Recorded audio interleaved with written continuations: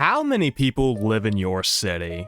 I imagine the most of you live somewhere with a population in the thousands, but a smaller percent live somewhere with a population in the hundreds. Like me, I have never lived in a town with a population in the 4 digits.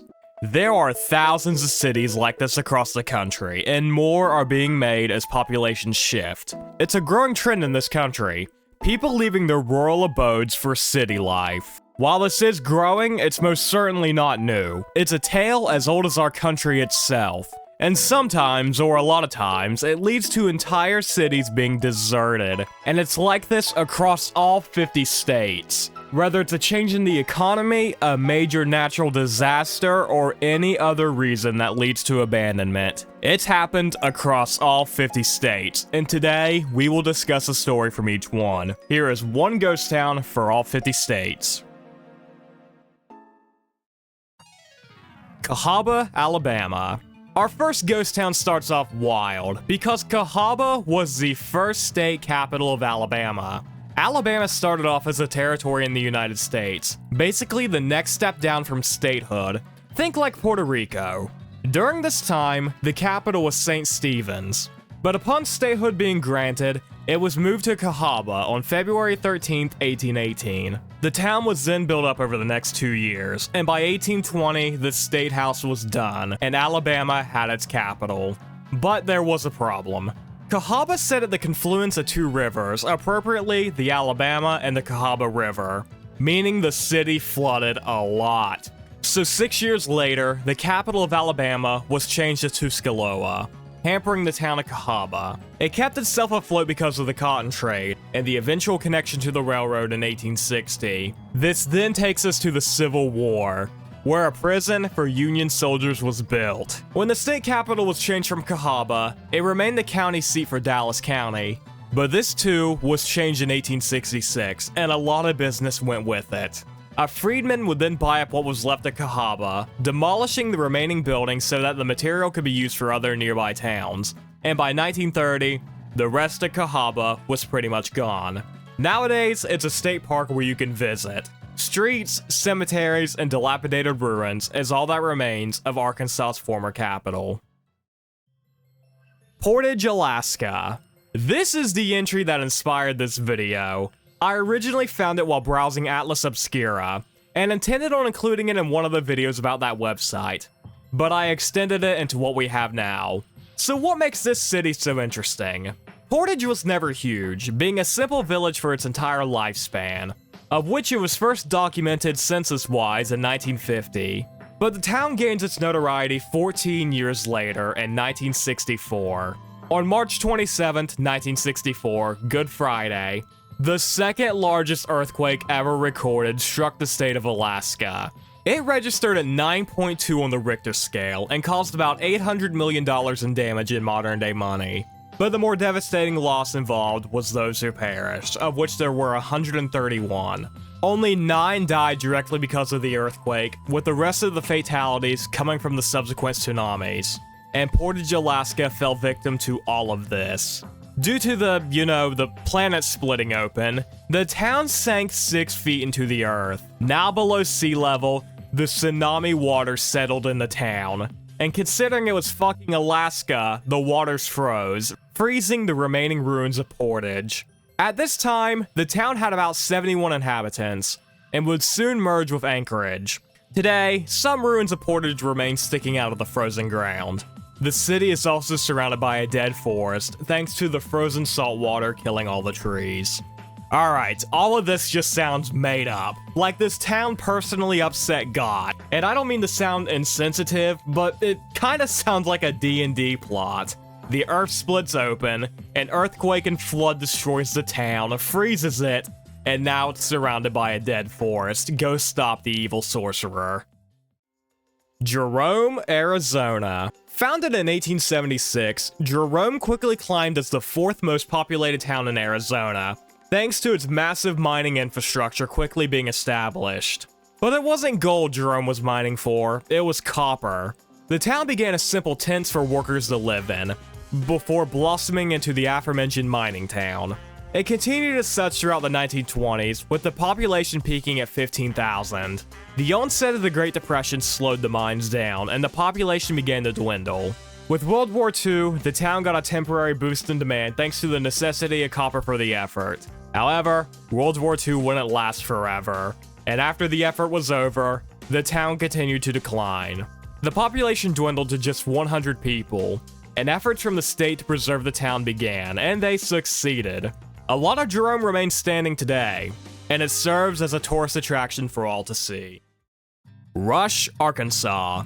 Once again, we have another mining town not formed around gold, but another more obscure mineral, zinc.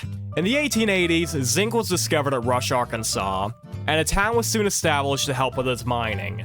Again, both world wars gave it a boost, but once they were over, so was the town. The post office closed in the 60s, and again, the town stands mostly untouched today. Bodie, California. In a story similar to Jerome, Arizona, Bodie was once a massive mining town that has mostly been preserved over the years, standing today as a tourist attraction. Bodie was one of many towns established as a part of the California Gold Rush, with the ore first being found here in 1859. The name Bodie actually comes from W.S. Bodie, a prospector who died in a horrible blizzard. The town was built up over the next 20 years as more people moved in and more gold was discovered. It's estimated that the town produced, in modern-day money, $86 million worth of gold and silver. Its population peaked at 10,000 people in 1879, which is right around the same time declination began. Gold production began to slow down as others moved into other states. Bodie was officially classified as a ghost town in 1915, which is crazy to me. This massive town, with 2,000 buildings, lasted for what, not even 50 years? It's such a massive town, and it just sits in the Sierra Madre Mountains now. Bodie still stands mostly intact today, and is a perfect time capsule for what Wild West towns looked like once upon a time, and this is one I definitely want to see one day. Ludlow, Colorado. I've been to Colorado once. Frontier dumped my ass off at the Denver airport after they completely screwed my flight up and I had to spend the night there, so I don't see myself returning anytime soon. But 5.8 million people live there, allegedly. I've never met someone from there, but regardless, if you're in Colorado, shout out to you. Go check out Ludlow, a ghost town that was the site of a mass killing. Not exactly the best selling point, but anyways, in the early 1910s, widespread labor strikes that turned into riots took place across the state. These later were redefined as the Colorado Coalfield Wars. These fights climaxed at the city of Ludlow, a smaller town of about 1,200 people. On April 20th, 1914, the workers were striking at the Colorado Fuel and Iron Company, prompting the Colorado National Guard to be deployed. Them, along with a local militia, opened fire on the striking workers. In total, 20 workers were killed, along with one National Guardsman. This prompted the aforementioned Coalfield Wars to heat up, prompting statewide labor strikes that resulted in violence. There isn't much more information on Ludlow, and it can be assumed it befell the same fate as other ghost towns, eventual abandonment due to a change in the economy. Today, most of it remains preserved, and was designated a National Historical Landmark in 2009. Pleasure Beach, Connecticut. Connecticut is one of the smallest states in America, and there was a grand total of 5 ghost towns to pick from, so I went with Pleasure Beach. In the late 1800s, the town was converted into a popular tourist destination featuring attractions like carousels, bumper cars, and a beer garden. The beach was connected to the Connecticut mainland through a wooden swing bridge, but in 1996, said bridge was burnt down, hampering travel. Because of this, the buildings on the island were left unattended, and they began to deteriorate, both naturally and unnaturally. In the early 2000s, the buildings on the island were targeted by arsonists, and in July 2009, the last residents of Pleasure Beach moved away, leaving it abandoned. Today, Bridgeport does still offer ferry rides to the island, but no one lives there, and it stands as a simple beach for people to visit. Zewandle Colony, Delaware. So far, we've discussed ghost towns that were abandoned about 100 years ago in the 1900s, but how about now, we shift our focus to a town abandoned in 1632. Nearly 400 years ago. and nearly 150 years before America was even a country. We're going to talk about the short-lived, small Dutch town of Zwaendel, translated to English as Swan Valley. Our story begins in 1609, when the Dutch first laid claim to the modern-day Delaware area. 20 years later, we see two members of the Dutch West India Company, Samuel Baumart and Samuel Gooden, two Sams, but these two Sams negotiated with the natives for a strip of land to establish a colony. Following their establishment, the Netherlands got together 28 people to go populate the colony. It seems that only one big house was built in the area before it all came crashing down. Just 1 year after its establishment, a new Dutch ship came to the colony to see burnt ruins, the results of a Native American attack that only left 2 survivors. Other attempts were made in this area for a new colony to be built, but they all ended in destruction and no trace remains today. The only indication that a colony was there 400 years ago remains a brief mention in a local museum. Brewster, Florida. When I was going down the list of states and assigning ghost town, then I hit Florida, I had a little bit of a concern. Because when I imagine ghost towns, I think of old Wild West mining towns built out in the desert. A far cry from the humid, wet marshlands of Florida. However, we're here today discussing Brewster. A town built during the Wild West for a mining industry, but again, not gold or silver, but some random mineral, phosphate. Brewster was founded in 1910, so right at the end of the Wild West era, and it was a company town. Brewster had its own schools, movie theaters, hospitals, and even a post office. There's no exciting reason for declination either, just simple declines in the economy saw the town dwindle. The post office closed in 1961, and 1 year later, the original company that made the town demolished their site, and turned the land deed over to Florida, compensating environmental damage carried out. Aruraria, Georgia. When we, or at least I, think of gold rushes, I tend to think of California, Alaska, Arizona, anywhere out west. A state I don't really think about is Georgia. Yet the Peach State had their own gold rush that began in 1828. In 1832, the town of Aruraria was established to aid in the gold rush. The word came from Arum, Latin for gold. It was established by a man named William Dean, who built a cabin to live in. Following this, a tavern, hotel, and additional homes were also built. It's then when an American vice president gets involved, John Calhoun. Calhoun was the 7th vice president, and he purchased land east of Aruraria, establishing the Calhoun mine. Later in the town's development, gold was found in California, while less was found in Georgia, prompting a move to the west. Today, nearly 200 years later, parts of the town still stand, and even some shops remained open until the early 1980s. Kalaupapa, Hawaii. Once again, Hawaii is not typically a state you think of when you imagine a ghost town, and I was excited to see what the set of islands had to offer. You also get that image of Hawaii being islands in the middle of the ocean, already adding a sense of loneliness and dread, and the reason for abandonment around Kalaupapa carries said sense. We look back to 1866, when Hawaii wasn't a US state or territory, it was its own sovereign, independent nation under the reign of King Kamehameha V. The king was facing an outbreak among the islands of leprosy. Fear ran rampant, as little was known about the disease and how it was spread. Keep in mind, this was in 1866. Germ theory was first discussed 5 years prior.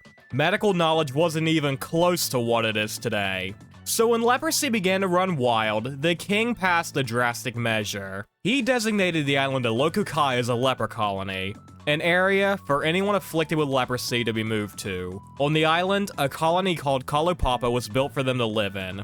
Nestled between a couple of mountains and cliffs, one of the most isolated areas in all of Hawaii. At the peak of the outbreak, 1,200 people, men, women, and children, all lived here. For the rest of the 1800s, the colony was basically told good luck, as Hawaii did not provide any additional resources. Beginning in 1900, this changed, with more facilities, including hospitals, to be built here, allowing for a slightly better standard of living. This carried forward until 1969, when mandatory isolation was lifted. At this time, those living were allowed to leave, as no active cases of leprosy were present. However, those there bore intense scars from the disease, opting to remain at Kalaupapa. Some parts of Kalaupapa still stand today, with descendants from the original leper populace still living there. Chesterfield, Idaho. The Oregon Trail wasn't just a green and black PC game where you continually died from dysentery. It was a real stretch of land mapped out for safe travels to the newly acquired Oregon Territory. The trail stretched through 5 United States, and our ghost town for Idaho was established as a part of the Oregon Trail. Chesterfield, Idaho was first established as Chester and Christian Nelson made their way to Oregon, instead opting to stop here. They contacted the rest of their friends and family, and they traveled here to live. As the railroad stretched through Idaho, Chesterfield was due north of it, and the settlers here helped build it. By 1900, the small town had about 418 people in total, but this would be their peak. In 1907, the first worldwide financial crisis of the new century happened, causing a big chunk of people in Chesterfield to leave their home. Continued usual dwindles, along with the Dust Bowl and Great Depression, pretty much killed Chesterfield, with only 20 people living there in 1970. Today, much of the buildings of Chesterfield still stand, but they remain empty as everyone has moved away. Wenborough, Illinois. Much like the entire state of Illinois, most of their ghost towns are boring. Take away Chicago and they are pretty much a ghost state. But I chose Wenborough for a specific reason. It once housed a socialist colony. It was founded in the summer of 1818 by Morris Birkbeck. He, along with a group of British socialists in the United States, set up a small town to live in. However, Birkbeck would soon drown in 1825, and the town would be completely abandoned 15 years later in 1840. All that remains is a cemetery. Hindostan Falls, Indiana.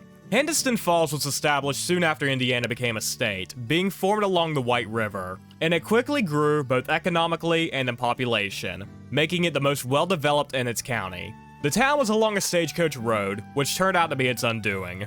Due to the constant travel from both stagecoach and riverboats, disease spread quickly throughout the entire town. In 1820, 1,200 people lived here. In 1824, less than half of that. Many people fled the town, and today, few structures and ruins of Hindostan Falls remain. Once the jewel of Martin County, Indiana, is now just ruins.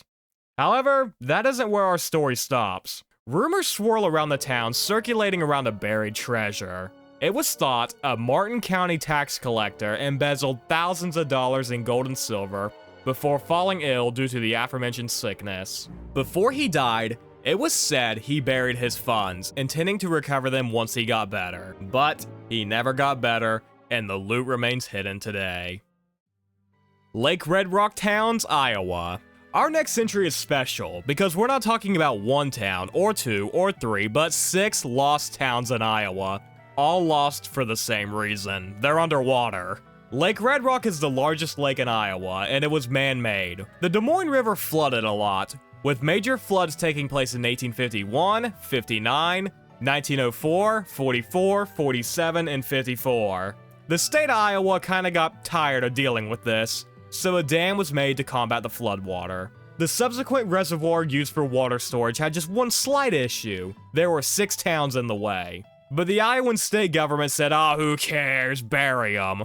So 6 towns now sit at the bottom of Lake Red Rock. They were Coalport, Cordova, Dunreath, Fairfield, Rousseau, and Red Rock, all with varying yet similar histories. They were established throughout the 1800s and remained mostly abandoned by the time the reservoir entered construction. Buildings of all type remained in the 6 towns: banks, schools, houses, and cemeteries. Yes, there are cemeteries under the waters of Lake Red Rock. The cemetery for the actual town of Red Rock is the only one that remains above ground. Once sitting on a hill, now it sits at sea level. Finally, the last remaining trace of the town is a dirt road that leads right to the water, which once led to a town full of people. Bavaria, Kansas. Founded in 1865 by German immigrant Ernest Honeck, Bavaria, Kansas was originally named after him, being the town of Honeck. He ranched the land and hunted the buffalo who lived there. Ernest built his ranch along stagecoach lines, leading to its eventual growth, even more so as the railroad stretched through Kansas. 2 years after the Civil War ended, famed Union General Winfield Hancock was in Honeck, where Ernst cooked him and his soldiers dinner. The general later having this to say: We enjoyed it amazingly well, and suggest to the belated travelers that they always stop at Honek's ranch when they come this way. Honek proved himself a gentleman and a scholar, and it was some akin to sadness that we departed from the abode mansion that he had himself built on the wild waste of the desert. In this same year, Honek himself began to build up his town, and a post office was implemented here as well. It wouldn't be until 1877 that the town would officially be plotted and mapped, with it being named Bavaria to honor Honek's German ancestry. Honek himself would soon leave the town after this, moving to Spokane, Washington to live out the rest of his life, while his own town slowed down. The town declined through the late 18 and early 1900s as people moved to nearby Salina. Today, the only thing that remains of Bavaria is a pile of bricks that was once a high school. Scuffletown, Kentucky. I picked this town solely from its stupid name and the stupid reason it got its name. The town started when a man named Jonathan Thomas Scott married a Cherokee woman, which they then went on to have 2 kids, beginning their life. Allegedly, people coming down the Ohio River would see the Cherokee people here playing a game called stickball, and they assumed they were fighting, opting to call this area Scuffletown. There isn't like any documentation for this or really anything about the town. Information about it was just passed down from history with no sources. Schools, churches, farms, and other important amenities were built here, and the site saw Civil War action as well. Being right off the Ohio River meant steamboats would stop here to resupply, and a detachment of Union soldiers were sent here to patrol for Confederate raiding parties. Again, like the government of Kentucky didn't keep records of this town. Everything we know about it comes from people who lived there writing about it. And according to some record, in 1895, the town had 71 people. Just 28 years later, Scuffletown was flooded by the Ohio River, leading to a mass exodus. Just another 20 years later, an even larger flood wiped out what was left of the town, which already wasn't a lot. Archaflaya, Louisiana. I always love the towns that are just completely gone. A once bustling and lived-in area, now nothing more than nature, which perfectly sets the scene for Archaflaya. It gets its name from the Archaflaya River, where it also got its reason for abandonment. In 1927, the Mississippi River flooded, leading to the most destructive river flood in American history, killing 500 people across Arkansas, Mississippi, and yes, Louisiana. A bridge connected this town to a railroad crossing, and during the flood, the bridge was destroyed, leading to abandonment from the rail company. The town began to dwindle, and the last resident left in 1959. Nothing remains today. Riceville, Maine. This was probably the strangest Wikipedia article I have ever seen. Just a single, massive, unbroken block of text. But contrary to a lot of my comments, I do use other sources besides Wikipedia, and as I dug further into Riceville, I uncovered a bit of a rabbit hole. In every account I've read, they talk about this town like it's Silent Hill, when really it's not that deep, but trust me, I get it. When you live in a boring state, you'll do anything you can to hype it up. But maybe there is some merit to these Riceville mysteries. Let's talk about it. Our story begins in the late 1870s. When famed leather company F. Shaw Brothers built a tannery in this area that would soon become Riceville. Thanks to its success, a town popped up around the area, which hit its peak in the 1890s, housing upwards of 200 people. But, unfortunately, it would all come crashing down. In December of 1905, the tannery caught fire. A fire that raged through the entire town, destroying it. Bars, homes, churches, everything was gone. This is what's agreed to, but what comes next is up for interpretation. It's alleged that in the following years, a group of businessmen approached the town, only to see everyone was dead. Throughout the entire area, bodies lay, all dead with no indication as to what happened. The businessmen were then said to have buried them in a mass grave, leaving the town to sit in the woods to be forgotten, where it rots, with no one attempting to re-establish any type of civilization. Whatever may be left of Riceville is nestled deep in the far-off woods of Maine. Monocacy, Maryland. Monocacy is a town that may never have existed to begin with. All traces and known locations of it have gone missing, and no one knows where it is or was today, or to what extent it existed. According to historical text, Monocacy was founded in the 1720s, 15 years before America even became a country. It's not known if Monocacy was one singular town or an entire colony in the Frederick County area.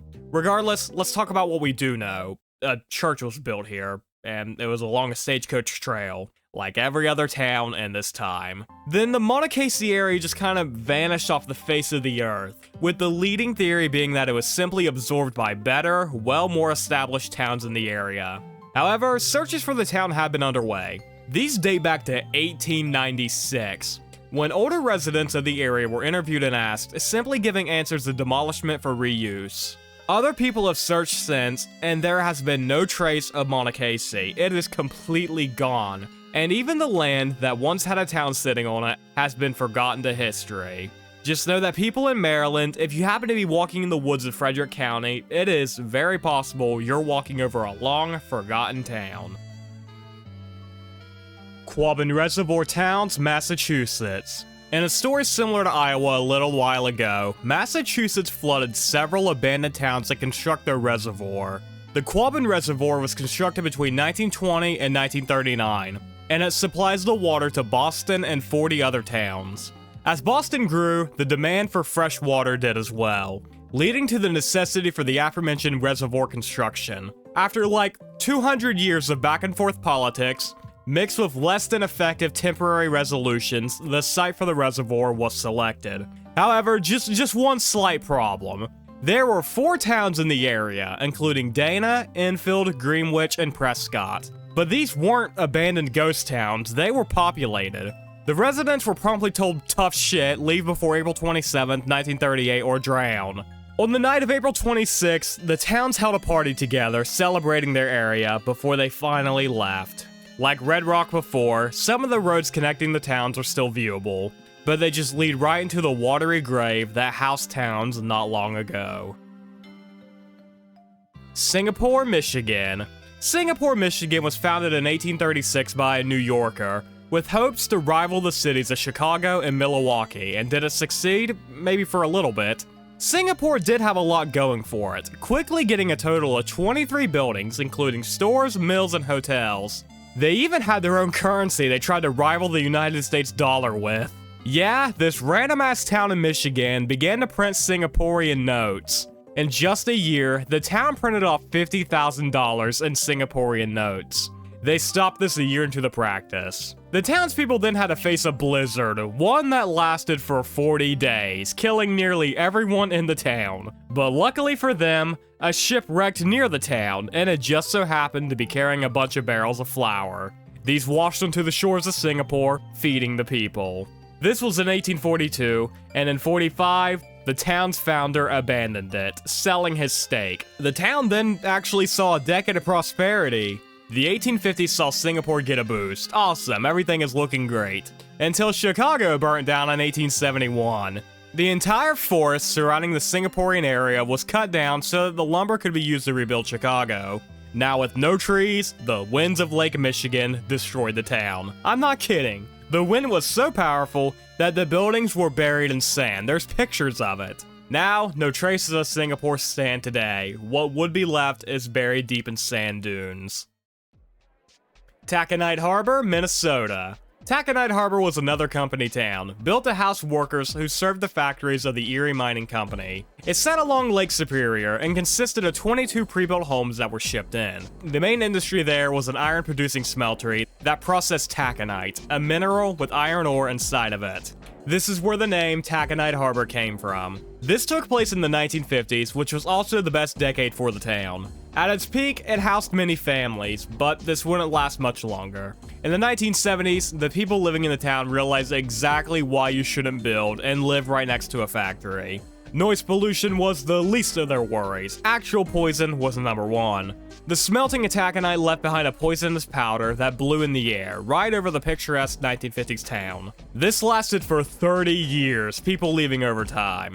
The taconite industry also took a hit, leading to the factory shutting down. Then, in 1986, the remaining residents of Taconite Harbor were told it would no longer be supported, giving them an option to buy their prefab houses for $1, as long as they handled relocation. Many took them up on their offer, deciding to leave. The factory is still barely in operation today, with the skeleton crew of 42 operating it. As for the town, there is hardly any indication that one was once here. The streets have been reclaimed by nature as the factory still looms down over the once bustling town of Taconite Harbor. Alto, Mississippi. On May 8th, 1846, the first battle of the Mexican-American War began, taking place in a town in Texas. So for some reason, some people in Mississippi opted to name a town after the battle, Palo Alto. This tiny town actually has a lot of history to it, being a prosperous cotton town prior to the Civil War. During the Civil War, Union and Confederate soldiers had a clash here, a part of the larger Greason's raid. The town soon declined after the Civil War and was eventually absorbed by the larger towns beside it, with its final piece of major history taking place in 1876, when the Republican Club met here. Soon after, a large group of rioters rolled out an artillery gun to break up said club. The town is gone today, with only a marker indicating that any type of settlement once stood here. Times Beach, Missouri. Times Beach, compared to the other towns, has a later formation. In 1925, the town near the Merrimack River was made into a summer resort spot, but with the onset of the Great Depression, the feasibility of summer homes was lost, and the beach was converted into low-income housing. By 1970, 1,200 people lived here, but a new problem was on the horizon.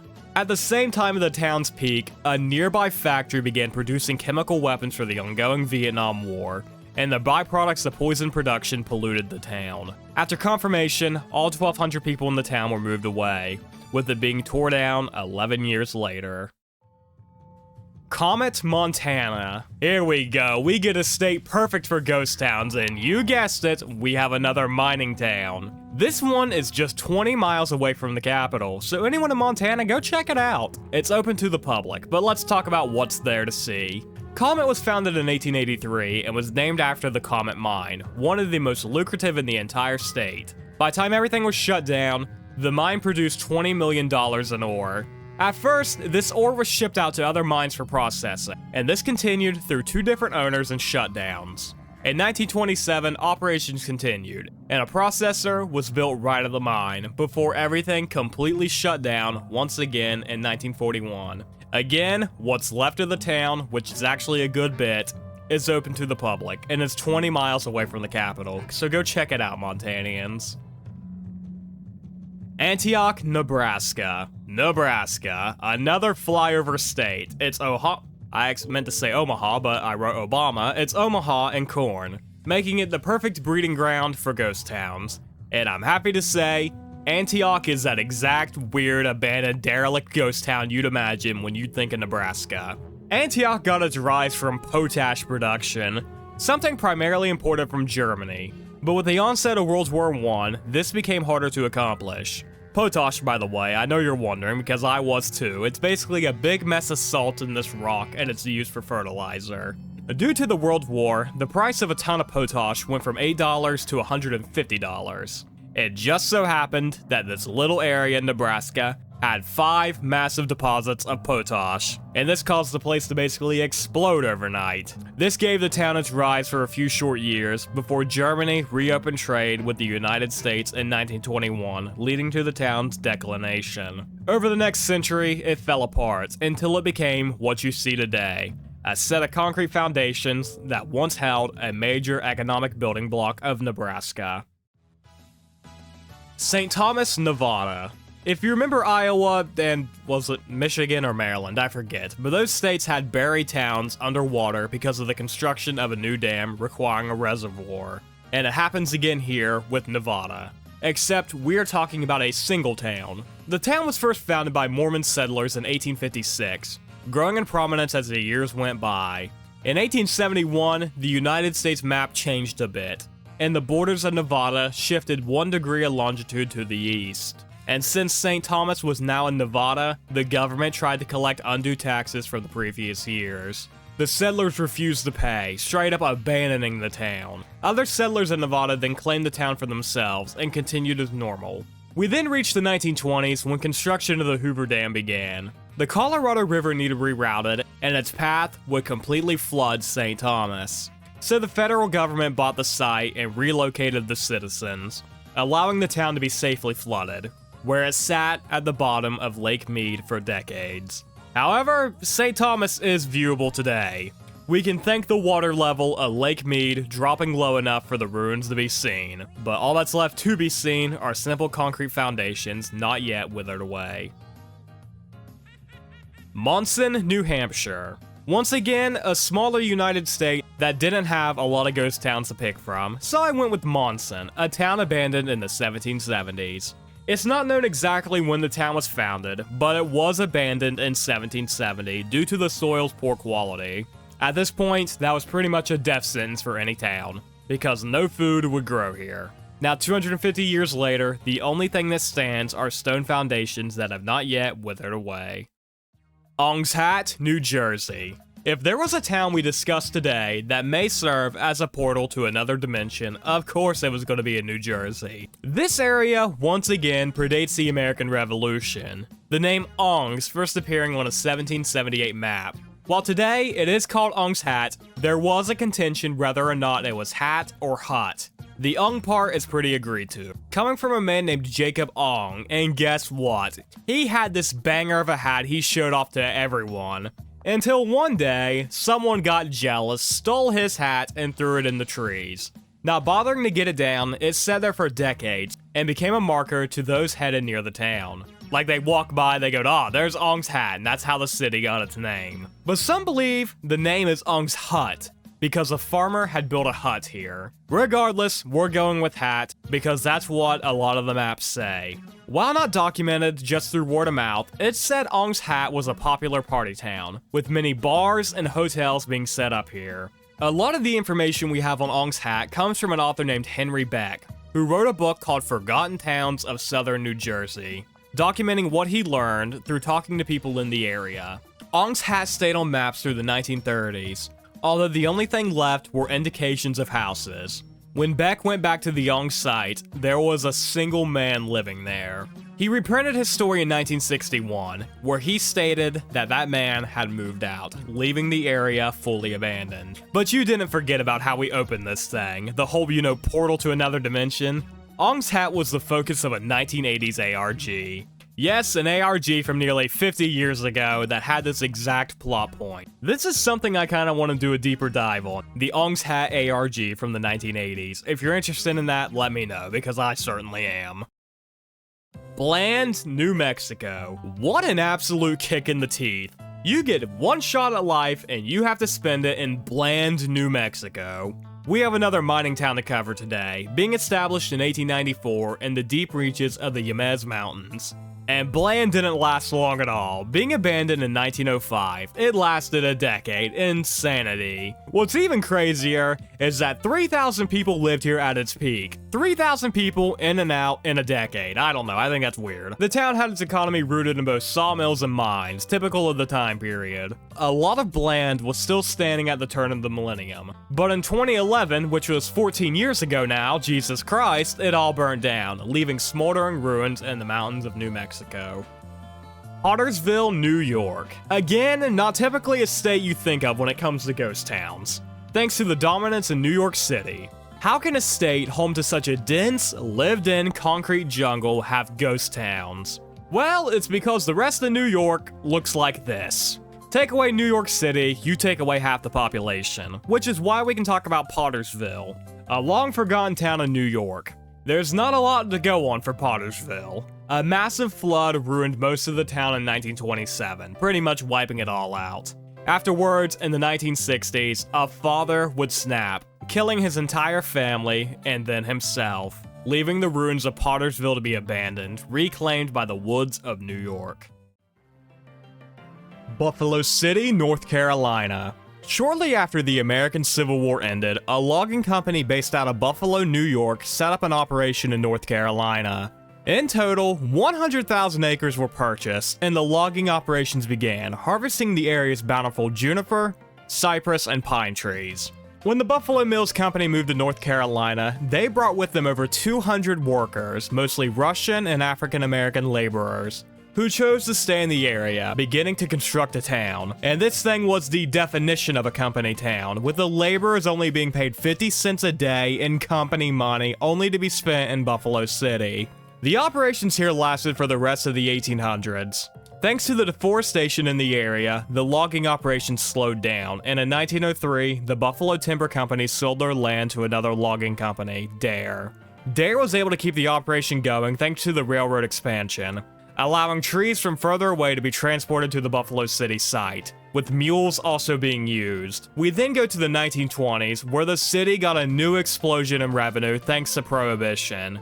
Thanks to Buffalo City being nestled deep in the woods of North Carolina, every family here opened a distillery. And thanks to the previous expansion of transport, the rail and mule lines, alcohol was smuggled out from Buffalo City across all of North Carolina, becoming the primary source of income for the city. Prohibition went in 1933, so the citizens of Buffalo City went back to logging, a less lucrative business that would end 2 years later. The sawmill being abandoned in 1950. The ruins sit in the woods, the rail line still visible, while the town's foundations are covered in weeds. Temple, North Dakota. Temple didn't even get a chance, man, being founded in 1908 and shutting down in 1960. There's no exciting reason either, people just realized life was much more than living in the fields of North Dakota. The last building, appropriately, was a temple, a church. But it was burnt down in 2015, as it was ready to fall over at any second. Clay Lake, Ohio. There wasn't much to talk about with Clay Lake, Ohio, so I tried to find another ghost town to replace it, and I found Moscow, and this was the Wikipedia article, one sentence. What a state, man. So let's get back to Clay Lake. It's got 3 sentences, so it's a start. Every source I've read about Clay Lake just kinda roasted it. A book in 1909 saying, Clay Lake, if it can even be called a town, a mill was built there years ago. That's it, but what is there to expect from Ohio? Let's move on. Pitcher, Oklahoma. Who doesn't love a little lead poisoning? The citizens of Pitcher, I guess. Because they abandoned it for that exact reason. In 1913, both lead and zinc were discovered in the area of Pitcher, and a town was soon built here to house the working miners. The name Pitcher came from a lead company called Pitcher Lead, which was owned by O.S. Pitcher. The town practically exploded thanks to the mines, with the population peaking at 14,000 in 1926. In 30 years of production, the city of Pitcher produced over $20 million worth of ore, contributing to its mass usage in World War I. 50% of all the lead used in that war came from Pitcher. But as the years stretched by, the town soon realized something. Lead was poisonous. The water was contaminated from said lead mining, and some of the citizens began to wonder if the massive piles of lead they had laying around were something to be worried about. And it turns out that yes, this is a problem. Said piles came from the mines, a mix of both gravel and lead, which of course poisoned the area. The town continued to fall apart throughout the years, and other causes of concern sprouted. Thanks to the mass amounts of mining in the area, it was determined that 86% of all buildings in Pitcher were at risk of caving in. And if all this wasn't bad enough, in May of 2008, a massive tornado struck the town, destroying 150 houses and killing 6 people in the process. This was Pitcher's final straw, the state of Oklahoma getting involved and condemning the area. Today, no one lives there, and there are efforts underway led by the EPA to clean up Pitcher. Bay Ocean, Oregon. In the early 1900s, a man named Thomas Irving Potter was hunting along the Oregon coastline when he walked over a hill and fell in love. There was a stretch of land that was something right out of a movie, picturesque, the waves rushing the shore, the sun hanging lazily in the horizon. It almost brought the man to tears. He stood for a second, taking in the picture around him, enjoying the moment, before he stood and said, "Damn, this area is lacking a strip of hotels." So he set out to fix that issue. He got Daddy's money involved, asking for a loan to make the, quote, Atlantic City of the West, right here in Oregon. So they got to work, building many entertainment centers of the time, such as dance halls, movie theaters, a bowling alley, and a shooting range. The area was beautiful, but then like man always does, they took the beauty of nature and industrialized it. This isn't just me being a sorry lib whiner either. Bay Ocean had paved roads for cars to drive on, while not even being connected to the rest of the state. It was an island. Cars couldn't get there, but paved roads were built. Since it was an island, the natural problems associated with such made themselves known. It was withering away, and by 1932, enough of the island was gone that the waves began to hit the actual buildings on the island. And by 1960, the last house washed away into the Pacific Ocean. 11 years later, the last building also washed away, a garage. The only indication that a town was ever here comes from a sign marking the land as such. Centralia, Pennsylvania.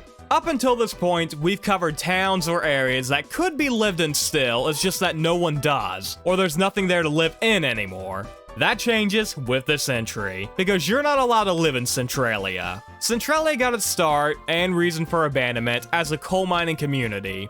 The first mines opened in 1856, and the town continued as a thriving hub for many years. Thousands of people called this place a home, tens of thousands over the years.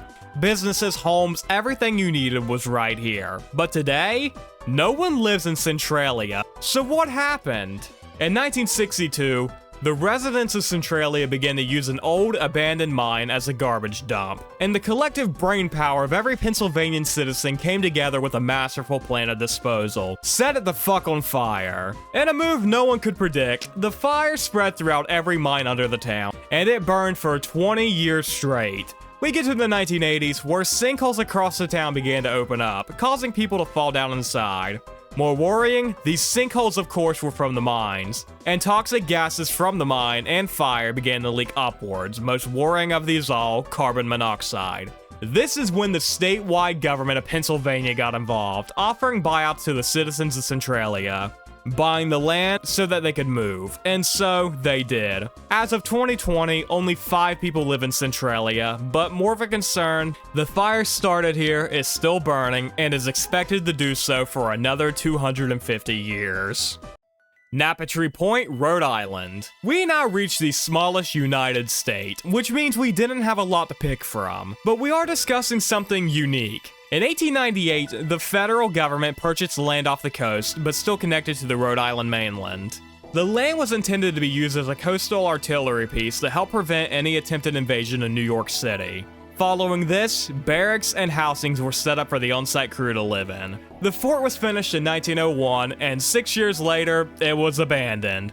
This was due to the fact that, it was built on sand, and that began to wither away. In 1926, the land was sold to a New York developer who planned to build more houses in this area, but the citizens in Napatree Point protested this bid and it was stopped. Following this, a massive hurricane hit all of New England and killed a big portion of the people still living in Napatree. Now, it's abandoned. All the homes are gone, and the only thing remaining are a few coastal artillery batteries built as a part of the fort. Hamburg, South Carolina. In 1806, a German immigrant by the name of Klaus Heinrich Klahn arrived in the city of Augusta, Georgia, seeking a new life. He quickly rose in prominence as a member of the city, at some point changing his name to Henry Schultz. He owned a bank, a steamboat company, and a dock. He also used his vast amounts of wealth to build projects across the city, most notably a bridge spanning the Savannah River. Everything was great, until it wasn't. Because in 1819, the nation faced a major economic collapse and his bridge was seized. Schultz felt betrayed and soon bought land across the Savannah River where he began to build his own town to compete with Augusta. He named it after his hometown in Germany, Hamburg. He began to basically repeat what he did in Augusta, opening banks and working with his company. Even amongst economic declines in what was funding the bank, the stagecoach trade. Steamboats were on the rise and wagons were on the decline, which happened to be a massive part of trade for his city of Hamburg. This began the town's slow decline over the rest of the 1800s, especially as the railroad and steamboat lines expanded. Growth that did not reach Hamburg. By the time the Civil War came around, Hamburg was pretty much abandoned. But after the Civil War, the town was repopulated and led by freedmen. But again, this was temporary. We're in the Reconstruction South, and this town is populated by freed black men, leading to a massacre in July of 1876. A militia operating throughout the South by the name of the Red Shirts killed a group of people living here, leading to the town's complete abandonment. For one last kick in the teeth, Augusta built a levee for their town, not caring to shield Hamburg, which led to its flooding. pushing the last remnants of citizens out and away. Cahaba, South Dakota. Located just 1 hour from the state capital, Cahaba was founded in 1904. The town was founded as the railroad stretched through the state. Houses, shops, a post office, and even their own newspaper, the Cahaba Hustler, was established. In fact, the town of Cahaba was so dependent on the railroad, it's where they got their city name. Cahaba City, look at it a little closer. Capacity, Cahaba City, yeah, you get it. The shining jewel of Cahaba was their hotel, which offered mineral baths that had water so hot it served as the heating for other buildings. Listen, man, it's 1904, you gotta take what you can get. As the Great Depression began, the small town of Cahaba was hit hard, or as hard as a tiny town of 300 people could be hit, and I think the one business being taken away is being hit hard. The railroad pulled out of Cahaba, which basically cut off all business. Over time, the population dwindled, and in 1976, the Cahaba post office shut down, and today, there is a single man living in Cahaba, and I think a study on isolation needs to be done on him. Like I said, it's an hour from the capital and it's open to the public, but it's on a dirt road with no cell service, so if you're planning on seeing it, be prepared. Elkmont, Tennessee. Nestled deep in the Smoky Mountains is a set of stone foundations, old buildings, and a chimney, the remnants of a once massive logging town that befell the same fate as many other ghost towns. It was originally settled in the 1840s, getting a quick start in the logging business, before the Little Timber Lumber Company purchased the site in 1901, expanding it quickly. A rail line was put through here, connecting it to other sawmills in the area. The town took a big hit from the Great Depression, and people began to leave. We get to the 1930s and 40s, which sees the preservation of the town begin. Locals began to push for the town to be a park, and that's what it stands as today. The oldest building in the park is a cabin from 1850, nearly 200 years ago. Thurber, Texas. We now reach the second largest state. Alaska is the largest, even if most of it is uninhabited. Texas, on the other hand, is the second most populated state, while Alaska is the third least populated state. What I'm getting at is that Texas is likely to have more ghost towns to pick from, which is correct. Thurber is among the most well-known ghost towns in Texas, at one point 10,000 people living here. Today, less than 40. So what happened? Well, Thurber got its start as a coal mining town, and it was a company town. Not only was it a coal mining town, a lot of the bricks that paved the streets of Texas were produced here. The usual thing that happened to any coal-based town happened to Thurber. The rise of oil took away demands for vast amounts of the poisonous rock, and the town declined over the decades, but big parts of it do stand today. Frisco, Utah. A town a part of the Western Gold Rushes, Frisco was an insanely well-off mining town, producing silver, copper, gold, and lead. It was originally founded in 1875, with the town's biggest mine opening in the same year. This was the definition of a Wild West town. 23 saloons led to multiple drunken brawls and killings. At its peak, 6,000 people lived here. Bars, casinos, brothels, everything you needed for a Wild West town was here in Frisco. Just 10 years after the main mine opened, it caved in, ending production there, and likely taking the lives of miners working there. Soon after, the town declined, as many of the mines closed in 1911. The town sits in the desert of Utah, even after another company tried to open the mines back up in 2002. Lewiston, Vermont. Again, another smaller United State, the last one of the New England area.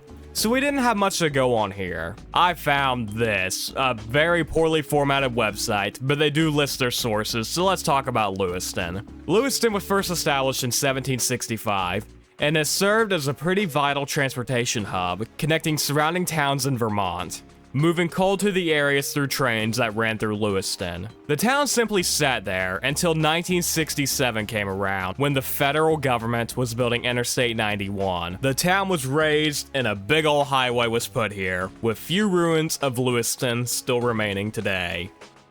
Matildaville, Virginia. Once the Revolutionary War came to a close, the nation of America had to begin to plan a future, and one of Washington's ideas was grand. He wanted to link the Potomac and the Ohio rivers through a canal system, with a town being built to house the workers, who were mostly slaves. Of course, this was a massive project, especially being the late 1700s. The entire town that sprouted up was tied to the success of the canal. But investors began to pull out, and this affected the town heavily. The canals were finished, but it was a big financial failure, being sold to another company in the area. Matildaville actually survived a lot. It even survived the Great Depression. That wiped out pretty much every other small town, so that's a big deal. However, Matildaville is gone today, thanks to a raging fire that wiped it out in the 1950s. Wellington, Washington. Wellington was founded in 1893, and its sole claim to fame was a tragedy. Just 27 years after being built, the most dangerous and destructive avalanche in the United States took place over the town. In February of 1910, the Wellington area had a massive blizzard, a foot of snow falling every hour. And in one day of the month, 11 feet of snow fell on a single day. The town was completely snowed in, and a train meant from Wellington to Seattle was derailed. Wellington was completely cut off from the rest of the state before it finally stopped.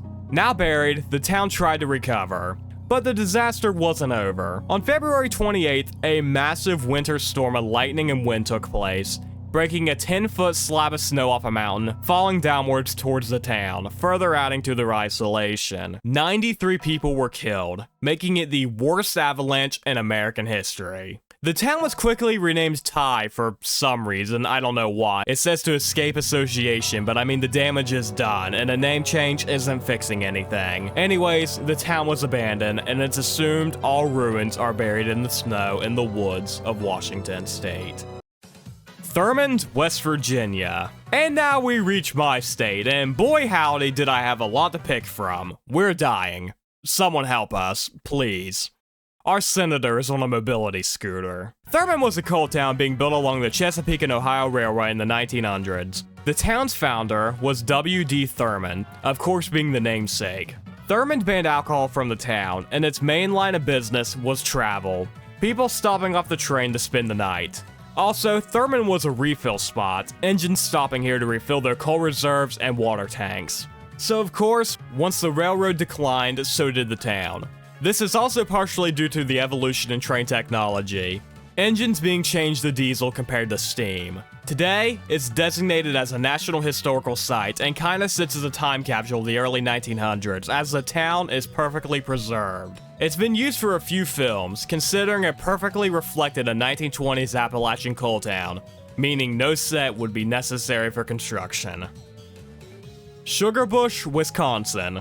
Sugarbush got its name from a large grove of maple trees in the area, and that's about all I could find. If this is accurate, which I mean, look at it.